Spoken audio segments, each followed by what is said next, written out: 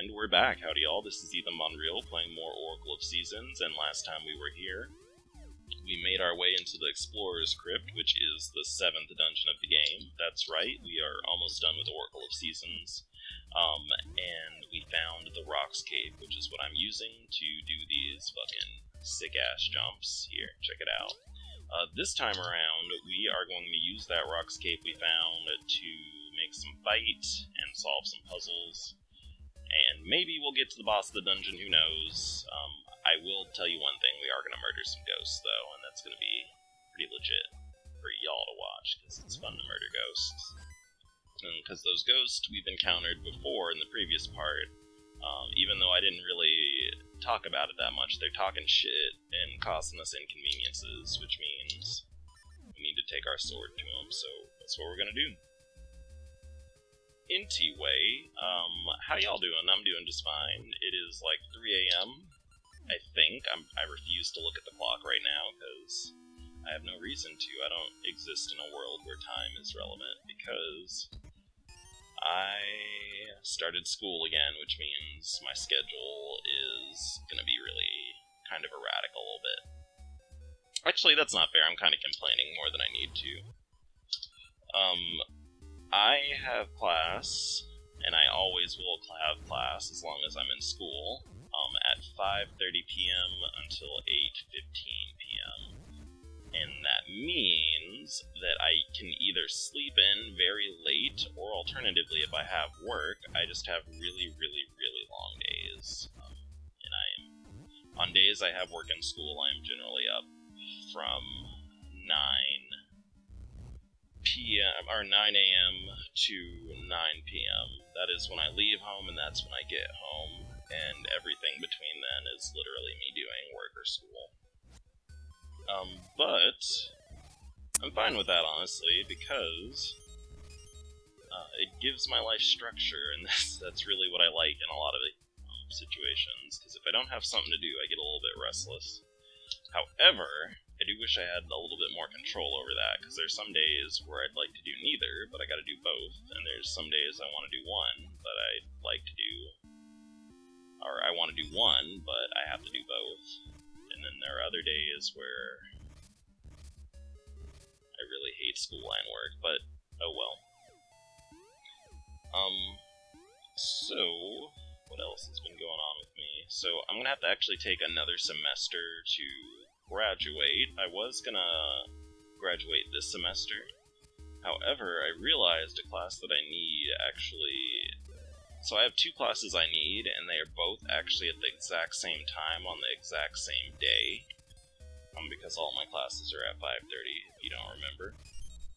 And so I cannot take both of them at the same time, so I have to take one next semester, which sucks, but it's also okay.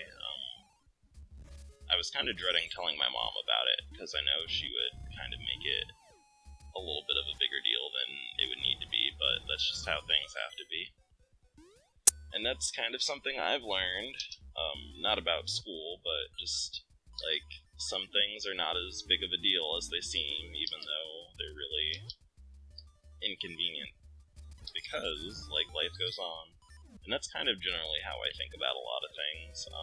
Sometimes my mom will do that, where, like, it'll be, like, something goes not according to plan, and she'll be like, well, what are you gonna do now? Or, like, something bad is gonna happen now, and I'll be like, it's okay, like, I'm not gonna fall over and die because I was inconvenienced.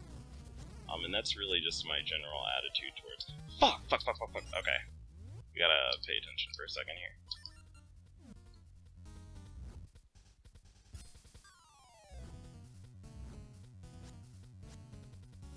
Okay, we gotta... Fuck, dude, okay. Well, we gotta start that over. So you get to watch me walk my ass all the way back there, because if I have to suffer and fucking deal with this shit, y'all have to suffer with me. So we're gonna walk our asses all the way back to that mini-boss, and then stab those ghosts in the face. And that's what I get for talking while I'm trying to fight, because I always make mistakes like that.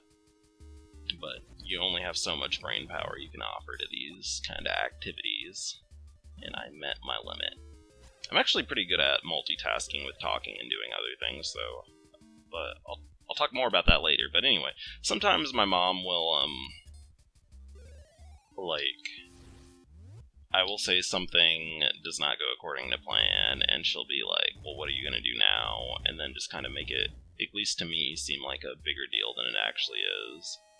And in my mind, I'm just like, alright, you're acting like I'm just gonna fall over and die because I was inconvenienced slightly, like, it's not that big of a deal. And that's something I kind of had to learn too, TBH, because when I was younger, I would get, like, really, really upset, like, over minor inconveniences. I remember, actually, I think it was in... I wish I remember. I'm pretty sure it was in 4th grade, because I think I was going to Linwood at that point in time. But basically, I misread or understood some instructions on a paper, and I did it on the wrong topic, and my teacher was like, you did it on the wrong topic, so I just, like, sat there dejected, and then literally ripped my paper to pieces for no fucking reason. And she was like, that was completely unnecessary, you need to chill out, nerd, and I was like, fuck you. And that's just kind of an example of how I generally was. Like, I was just, like, really fucking anxious, and I mean, I'm still kind of anxious, but I deal with it a lot better. And I was like, this didn't fucking go right, so I guess the world is over. But the truth is, it's never over until you die. And really, things like that, even though they don't feel like they're not minor inconveniences, like, really, realistically, it's not a big fucking deal. And that's something I had to really, really train myself on, because it doesn't feel like it. It doesn't feel like it's not a big convenience if it's making you fucking mad, but you just gotta, or at least what I had to do was train myself over time to, like, accept that anything that does not kill me or completely derail my life is not that big of a deal, because I can recover. I have faith in myself and my ability to recover, because every time I felt bad, it ended up being fine eventually, and that's one of the really big grounding things that I use is, you know, I feel bad all the time, and I always think that it's going to be the end of the world, but it never is the end of the world. I always get through it, and then it's always fine, and I just made myself more mad than I needed to be. But anyway, we're gonna fuck these nerds up. Fuck off.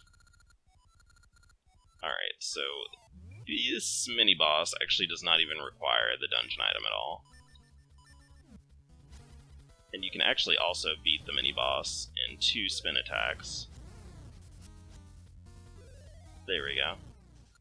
There we go, we got both of them. And that's what I'm talking about. So the Master Sword makes all of this shit, like, really, really ridiculously easy, because you just literally 2-shot most things with spin attacks. Even full-fledged bosses, but we have it, we deserve it, because we're the hero, and that's what we need. But about that anxiety stuff,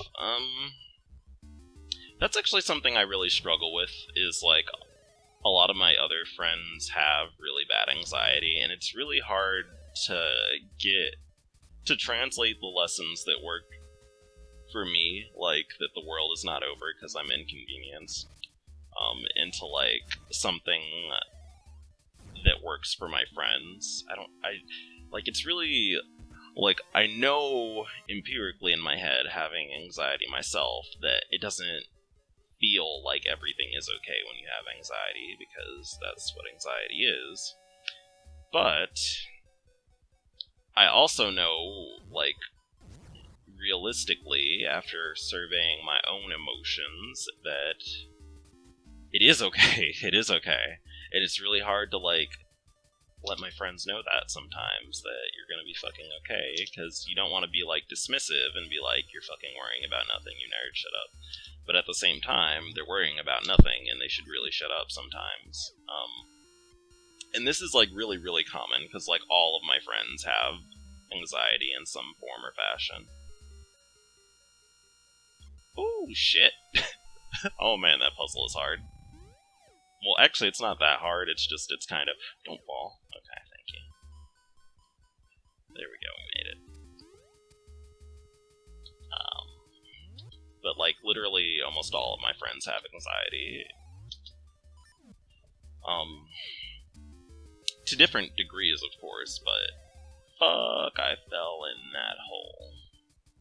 Actually, if it weren't Wizrobes in this room, I would try out my bomb shoes, because I haven't used those on screen for actually fighting enemies. Fuck.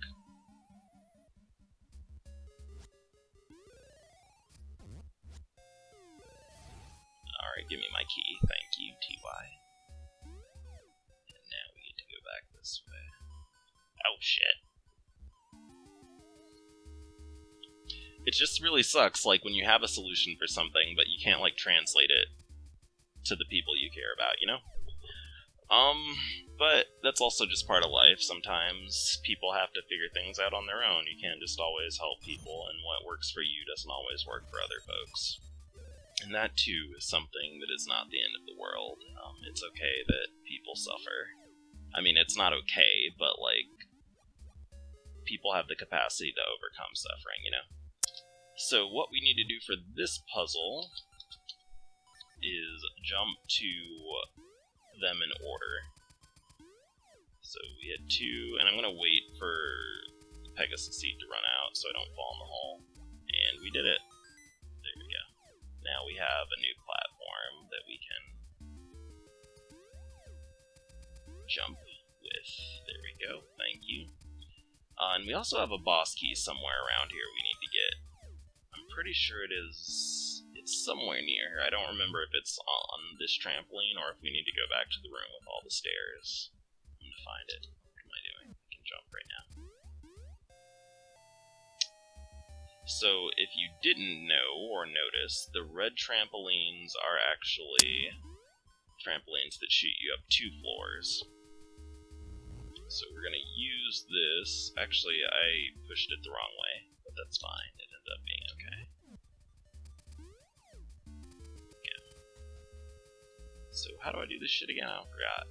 I think I need to have all of them on.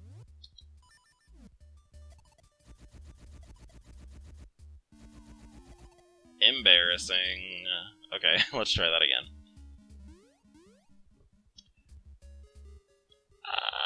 Fuck. You know what? We're gonna actually talk to that owl too, because I actually kind of don't remember what to do in that room. I'm pretty sure I'm supposed to have them all on, but it is quite possible that that is not even remotely what I'm supposed to do, because sometimes I forget things even when I practice them. That's actually something that used to really upset me when I was younger, is that I forget things a lot, in part because I have really aggressive ADD. Below me red, my right red, only I shall shine blue. Okay. So I think I know what I need to do. I think I need to make the one on the top left be the only blue one. Yeah, that's it. Okay, we got it. I could have figured that out on accident, I think, if I just sticked around, but that's probably for the best I didn't do it that way, because I would have wasted a lot of time. Get out of here, Stalfos. Get out of here. There we go, we gotcha. Alright, is this the boss key? You are! Alright, so we are basically done with this dungeon now. What time are we at? We're only at 14. I think we can squeeze a boss fight in here, so we are gonna jump down, and then just make our way back to the room with all the stairs, and we'll be good to finish the dungeon off. This is a pretty smooth episode. But yeah, I used to forget things a lot when I was younger. Like homework assignments. I still lose shit really regularly. Like, I cannot, for the life of me, hold on to my work badges. So what I've actually ended up doing to compensate for that is I actually got multiple work badges, and I have one I keep in my car, one I keep at home, and then one I keep at work, because I will undoubtedly eventually lose one of them. And so that way I always have a backup, so that I can not get scolded for that. But I lose shit so frequently, it actually bothers me a little bit. I think it's actually because my dad kind of made me feel bad for losing stuff constantly. I think he was trying to help me be a much more mature adult, but in the end, he just kind of made me anxious about forgetting things. Fuck, I just died. Whatever.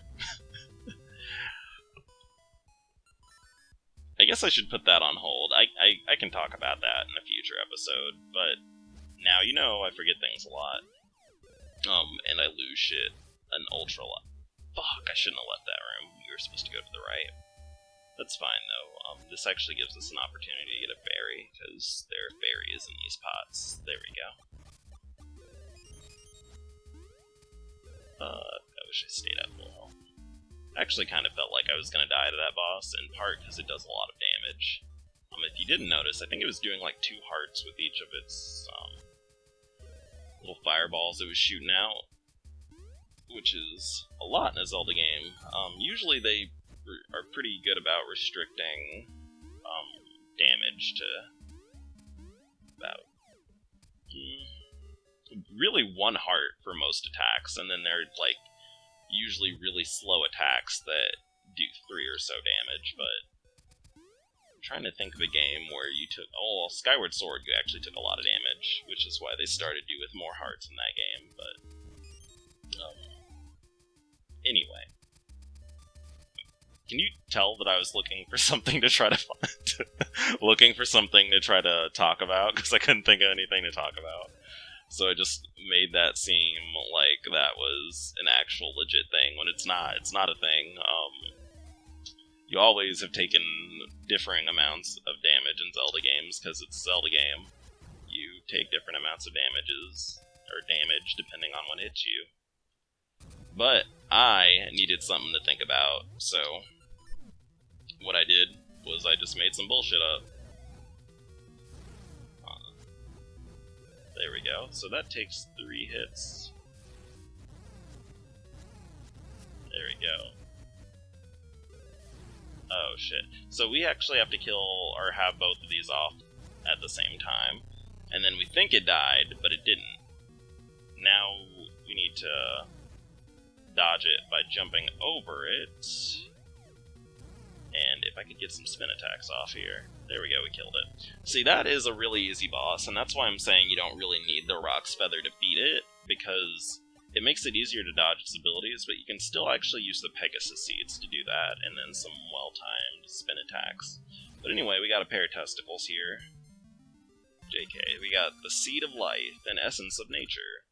Life begins anew when birds carry the Seed of Life to the new land. XD.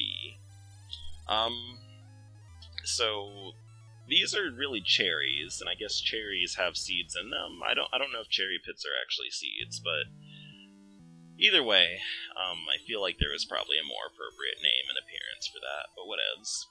Anyway, we're getting paged by the Maku tree.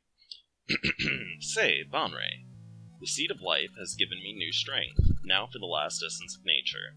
But this time, I saw no dreams. So I rely on you, Bonreal. It is somewhere in Holdrum. Good luck. Well, spoilers, the Maku tree's fucking useless, because that is a flat-out lie. It's not in Holdrum. And can you guess where it is? Because there's one place that there hasn't been a temple left. So let's look at the map. It's not up here, because this is actually... I don't even know what's over here. Oh, this is actually the puzzle before the final boss.